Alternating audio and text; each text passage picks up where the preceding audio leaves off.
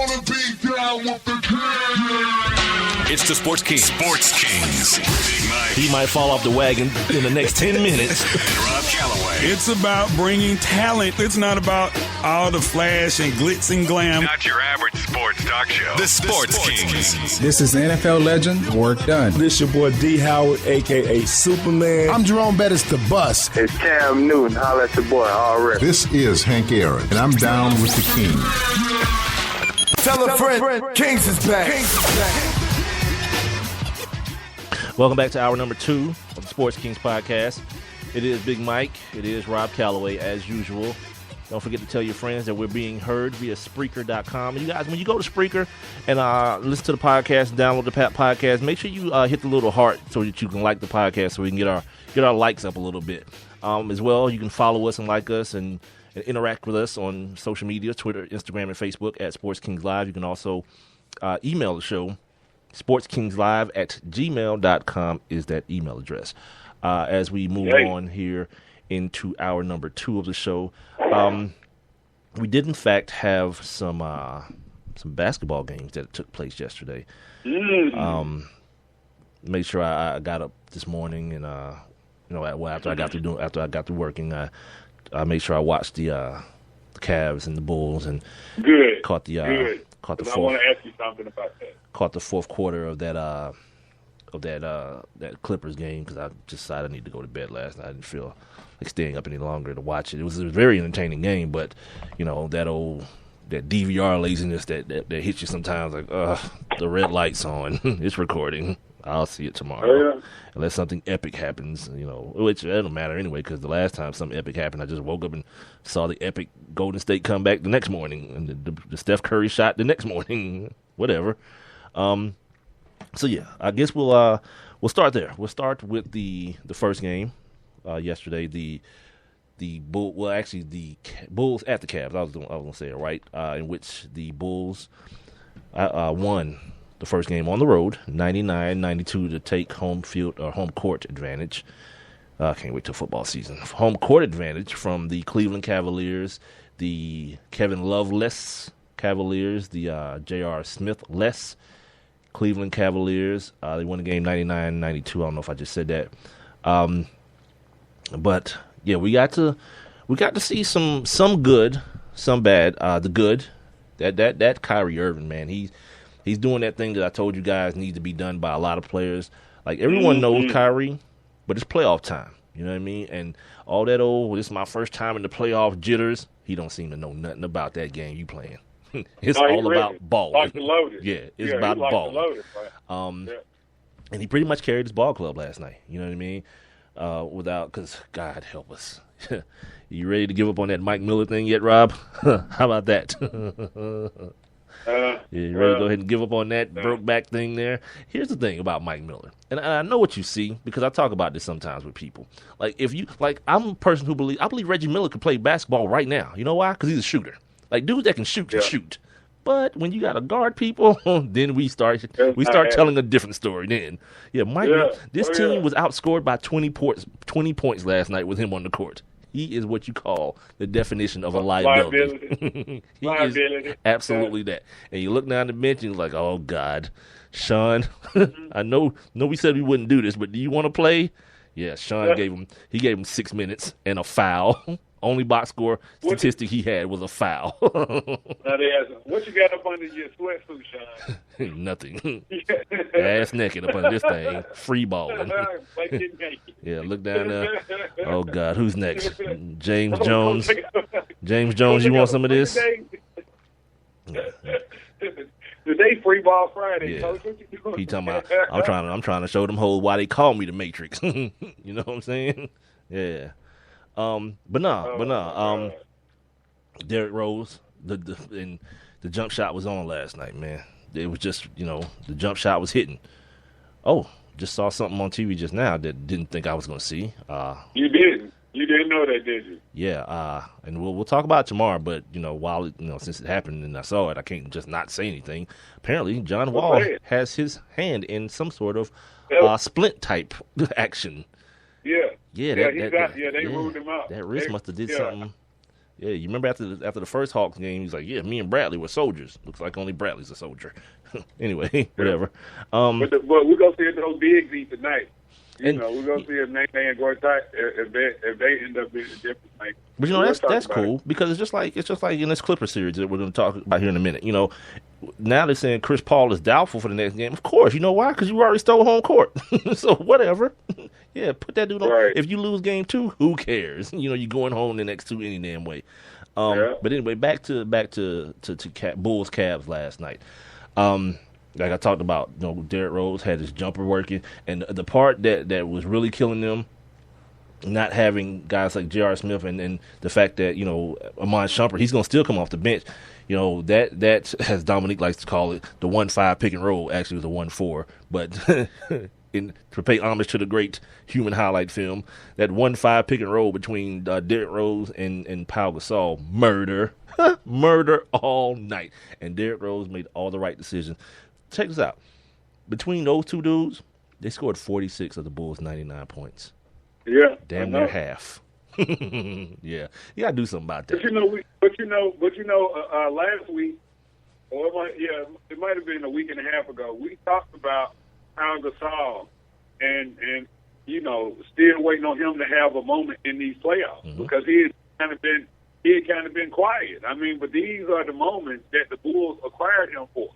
There's nobody in the league right now, maybe LeBron, but there's really nobody in the league that has the big game, big stage experience that Pau Gasol has. I mean, because he gained plenty of it in L.A. with Kobe. Right.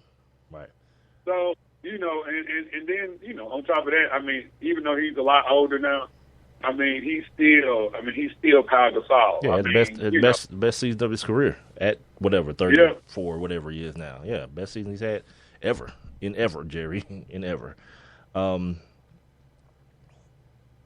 Here's something funny. The Cavs, not the Cavs, the Bulls never trailed. First time in LeBron James' playoff career that his team has never had the lead in the ball game. They led these boys wire to wire. At one point, being up by as many as 16. They started the game out the box, 13-2. Let's go. Like, they just kind of carried that ass whooping that they gave the Bucks over into the Cavs situation, and was like, let's start this one off the way we ended the last one. And here's something that I heard the other day. What's the kid's name? Brian Windhorst, and these dudes were talking about LeBron James. And they were talking about, with Kevin Love out, you kind of wonder, is LeBron going to try to do too much? And I'm listening to this like, I've never wondered about that with him. Like, if anything, I'm always the dude that's like, why isn't he doing more? Why is LeBron doing more? Now, look, I'm so glad that that's what you just brought, because that's what I wanted to ask you about. Now, last night, LeBron James almost had a triple-double. 15 rebounds, 9 assists, 19 points. So those 9 assists counted for, at least 18 points, right? At least 18. Do you think, I mean, in order for Cleveland to win this thing, we're going to have to see a better overall game from LeBron James than that performance last night? I mean, just to pick up the slack. I mean, because if Kevin Love is there and they win, then everybody's going, oh my God, LeBron almost had a triple-double last night. Well, see, this is why, ladies and gentlemen, you have to watch the games. You have to watch more than just look at the box score, because if you watch the game, you realize that even with those numbers, those pretty good numbers. LeBron made some awful passing decisions. I watched that dude play. But not even that. The fact that he didn't score a point for 6 minutes to end the game. That's not my superstar. No way. I'm always talking about the blood clotter. Like, when things start getting out of hand and the bleeding gets too much, you need a blood clotter. You need somebody to clot that blood up. And that should be him. And he only took 3 shots. 6 minutes left in the ball game. A close ball game, as you can see. 99-92. We're talking about a 7-point ball game. And the best dude on the planet took 3 shots. Meanwhile, Kyrie's like, I don't care. Watch me do this to Derrick Rose. Watch me do all this, what I'm about to do. And if you get that little bit more, if LeBron could not be a bystander in those situations, man. And he talked about it. You know, I wish this is a time where I should have the sound of him saying that he should play better, because he said that during the press conference that I need to play better. And he's right. He needs to be more assertive. You know what I mean? This is not the time where you sit back and you wait to get your guys involved. You set the tone immediately. This is the playoffs. Right. But the thing about it is, man, I just feel like a dude like LeBron James, like as big as he is and as, physical as he is, I mean, I just always feel like there are times that LeBron, I mean, including last night, that he should he should impose his will and go down low, whether it be for the layup or whether he go down and post somebody up, and just impose his will, because that dude, like LeBron James, should be at the free throw line like at least 10 times a night. At least 10 times a night. Well, but here's the thing about that, though. With a guy like LeBron, he don't get officiated the same way everyone else does.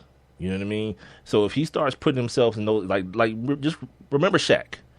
Shaq is everything you just described LeBron as being: bigger than everyone, stronger than everyone, probably more agile than the guys that are attacking him. And Shaq got his ass whooped. You know what I mean? And a lot of those times fouls weren't called because it's hard to officiate a guy like LeBron. Like if LeBron yesterday, I saw God, I want to call him Mike Dunleavy. I want to call him JJ Redick. No, but that's not who I'm talking about. I'm talking about the other white dude. Kurt Heinrich is who I'm talking about. Kurt Heinrich tried to take a charge on LeBron, and it's like now we talking about like career decisions, and it looked like a charge. You know what I mean? But it looked like a charge because of the violent nature of what happened. It was clearly in slow motion a block. It was clearly a block. But the fact that this little white boy went flying off of this huge Negro, you like, that's got to be a charge. And you can imagine the referee having to see it in real time, to see LeBron James in real time and have to officiate that. That's a hard move, man. And sometimes, they just allow him to get his butt whooped. And I could see why he's not as comfortable in the post. Like this year, he's done a little bit more than he has in the past. But you can tell he's still not as comfortable with that post game as like people like you want him to be. And hopefully, as the years go by, he gets a little bit more comfortable. He's gonna have to. That's to extend his career. Yeah, being a playmaker out of the post, not just necessarily scoring, but being a playmaker out of the post instead of being the guy at the top of the circle and being the guy who facilitates the offense in that matter. And I think he's so smart of a basketball player, it's ridiculous. So it's gonna come, and it's gonna come at the time when he absolutely needs it. Right now, it's not necessarily needed because he's still absolutely tremendous. You know what I mean? So, but just imagine if LeBron James, got comfortable, as you say, down on the block. Just imagine, he was, if he added that part of the game into his skill set, the skill set he already possessed. That's the evolution of LeBron James right there. He's getting up there though. Yeah. I don't know how much more he can evolve, but if he just added that, Yeah, it's coming. Like I say, he's used it so much more this year than he has in the past, and in the summer he'll add more to it, and we'll see more of it next year. I'm confident in that fact that because name the last time that you've seen the same LeBron the following year that you saw the previous year. Well, yeah, you're right. He's one of those dudes that we always talk about to put in work. When they're not working, they're working. He's definitely one of those Kobe Bryant, Floyd Mayweather type dudes that, you got to be, even though he's weird as hell, but, that's another story. But he is, he's LeBron. Now, two other things that are involved in this series that are weird. Not this one isn't weird. The fact that the Bulls shot 50% yesterday, that's got to change because that's not even a Bull stats. Like if they shot 50%, they might as well shot 100. You know what I mean? It's just like the same damn thing. For them, and then part of it again was the fact that Pau Gasol, his jumper was working off that pick and pop with Derrick Rose, and Derrick Rose had the jumper wet too. His jumper was going in too. My man Golf was like, "Yep." He was like, "What did he say?" He's like, "Yep, great lift on the jumper tonight," and he was right. Yeah, like Rose was clicking. He kind of got like a little stinger action yesterday. Like it's time to stop now. You know, it's time to stop, anticipating something bad happen to Derrick Rose every time he gets nicked and all. He's a professional athlete. He's a basketball player. Things are going to happen. It's time to stop now. This whole ESPN thing with Derrick Rose is hurt again. He's not okay.